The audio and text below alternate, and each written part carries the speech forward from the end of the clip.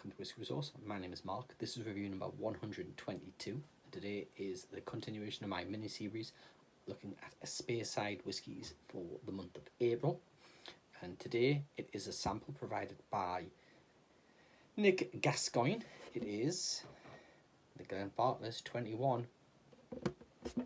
So I've reviewed a few non-age statement whiskies. Before that I reviewed a few peated Speyside whiskies. Now, I think it's about time we moved on to some of the big guns. The Glenfarclas 21-year-old. Now, I've got a fair few bottles of Glenfarclas myself, which I've reviewed.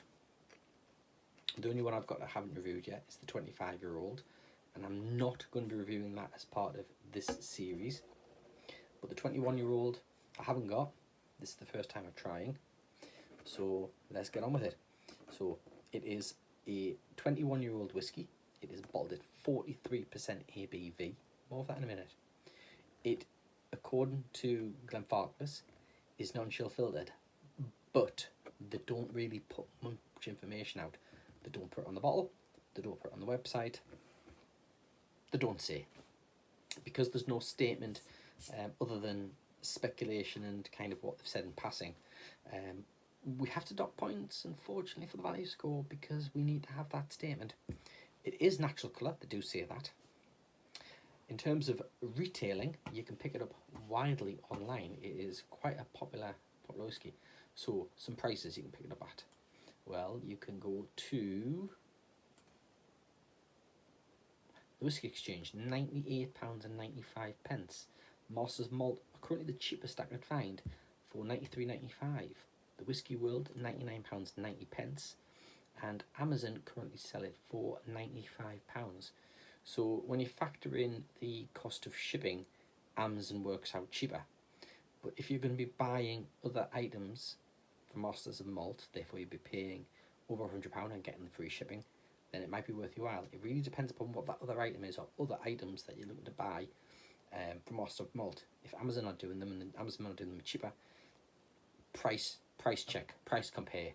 I'm bang on about it. Compare your prices. Just incidentally, while I was doing some research into this, Majestic Warehouse sell this. It's out of stock right now. They sell it for £93. However, they've got an error on their page. They say this is 46% ABV. It's 43. This is wholly ex Oloroso cask matured. So it's a sherry bomb as such as it can be, the 43%, which is the point I want to make. Now, I doubt very much that George Grant or any of the Grant family who own Glenfarclas as a private family-owned distillery are going to watch this video, any of my reviews, but if they do, 43% for a 21-year-old whiskey, 43% for a 25-year-old whiskey. Okay, I understand that the prices for Glenfarclas compared to their peers is outstanding, absolutely outstanding, and that there's no end of affiliations with retailers and clubs and independent bottlers who are buying Glenfarclas barrels and independently bottling them and put them out at their own strength. So, for example, the 25-year-old, the Whisky Exchange have done a bottle. There's various whisky clubs such as Southport have done their own bottle, and invariably the strengths are higher, which is what you generally get from independent bottlers. But if Glenfarclas want to stay in line with the demand from the serious whisky enthusiasts like myself, then a 43% bottling for a 21%, you know what, we'd much rather increase that to 46%, maybe bang a few more quid on it, we'll still buy it, because really, is this the best that this whisky could possibly be? Is 43%. I highly doubt it. I think this can be a much better whiskey, and I haven't even tasted it yet, and I know that I'm going to love this, but increase the ABV to a minimum of 46%. Across your board, across the range, And I tell you what, you'll sell so many more bottles because you're just going to be having such a better experience. And people are comparing the strengths of whiskies now against competition, and they expect that a budget whiskey at 40% and 43 is going to taste budget. And if by advertising an ABV at 43, you're kind of shouting out budget. And yes, a 21-year-old whiskey for just under 100 quid is fantastic. There's not many do that, if any. Was it Knock and Do? They put their 21-year-old out. I think it was about £70-80. But I've never tried it. I don't know what it's like. But I can imagine it's nowhere near as good as this is going to be. Just wanted to get my point across. So, in terms of value score then for this, and the average price of £96.95, it gets a value score of 87.38. What damages the score here is the ABV and the chill filtration. Put a statement out. Yes or no, either way, just put a statement on your bottles. Increase the ABV and this will be even more of a winner. And I know a lot of people love this more than the 25-year-old, but there's people who prefer the 15, maybe? Fair to say that? So onwards to the nosing. And thank you very much, Nick Gascoigne, for sending me this. I have wanted to try this for a long time. So I'm going to have to go into neutral mode and think about what's in the glass rather than who makes it, because I'm a fan. On the nose.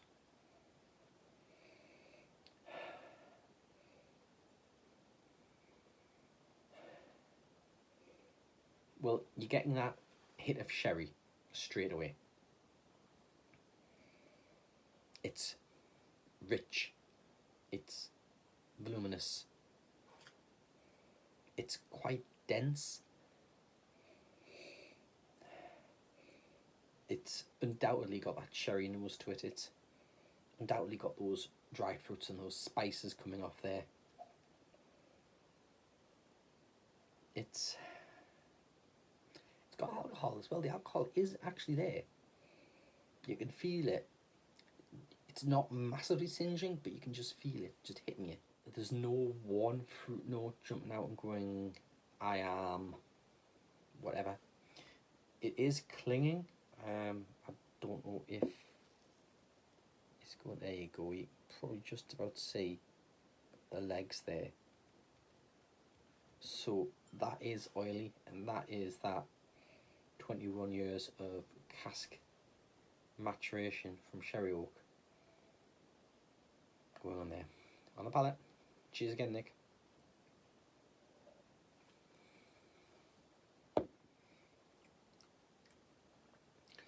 Okay, texture first.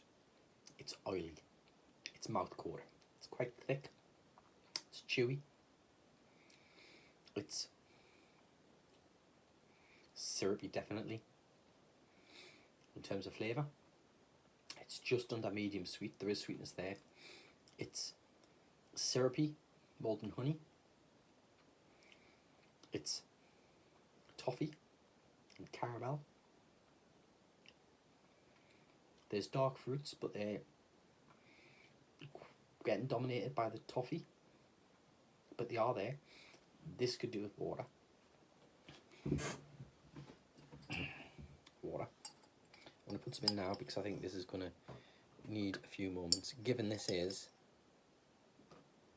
a 21-year-old single malt whiskey. So fruit, spices.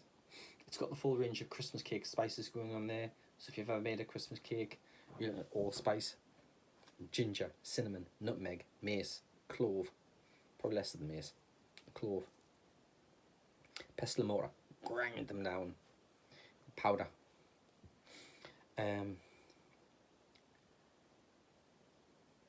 Brown sugar. Yeah, I would say brown sugar has a fair note in there. The alcohol, it's present straight away, and I think that the 43 is maybe because at 46 it may be just a little bit too harsh and would need watering, but I don't think so. I think it could cope with 46 quite happily. Now, I've been thinking, are we getting any dark chocolates? What I would say is there is some kind of element of menthol, mint maybe. Certainly on the nose it's more prominent than it was. There's more spice now with water. There's more of a vegetal note, more of a herbal note. This needs to sit and open. There's just too much going on here to drink this as quickly as we can do in a review. And I'm 11 minutes in, and there's not enough time, really.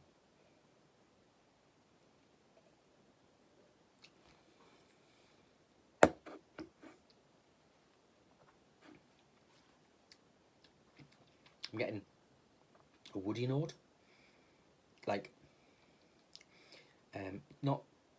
not wood as such, but more plant stems, stalks maybe, kind of freshly cut grass.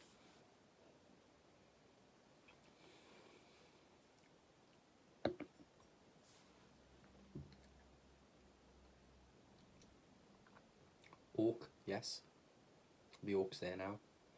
Cinnamon's popping through with nutmeg. Ginger cake, ginger syrup cake. Bit of cherry.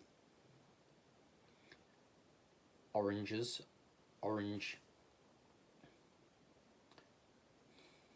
zest, orange juice.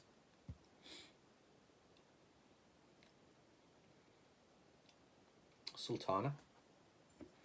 There's just so much going on in this. So much going on in here. This isn't a dram to sit and just neck back. This is a dram to pour a healthy measure, to nose it, to taste it, to put it down, to go and do something else, vacuuming dishes, spend time with the wife, husband, and come back to it.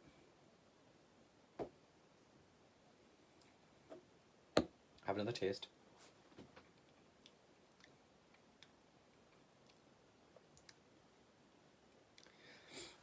Now, in terms of where does this sit,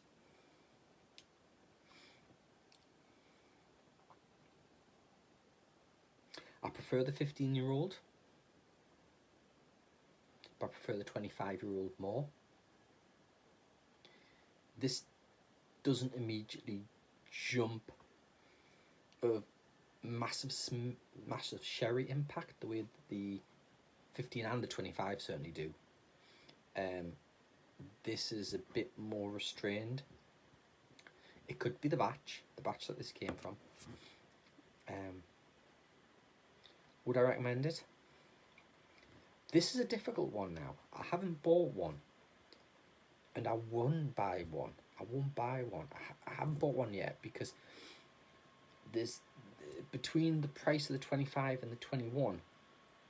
I can get the 25 for the same price as the average price of this, and I'd go for the 25. I prefer it. But if I was to be given the choice as to what to buy between the 25 and the 15, well, I could buy nearly 2 bottles of the 15 for the price of 125. I think the 15 offers much more, so I would go for the 15. But that's not to say don't buy a bottle of this.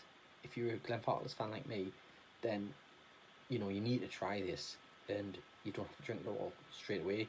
You can do a vertical tasting session. Start with the youngest you've got and just work through the dramas up to the most expensive or the oldest ones. How would I score this? We'll have to check the review to find out. But would I buy a bottle? I wouldn't buy a bottle. It's too close to my £100 cap, and if I've got £100 to spend, I'll go for the 25, as I've said.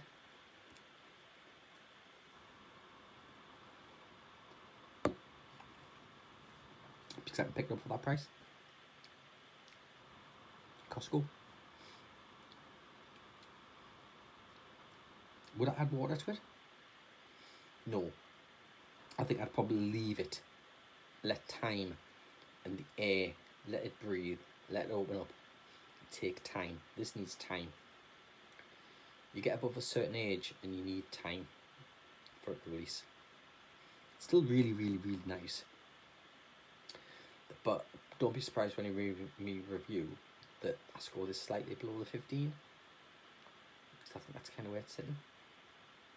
But maybe I'll have to decide a bit more. There it is. Cheers, Nick.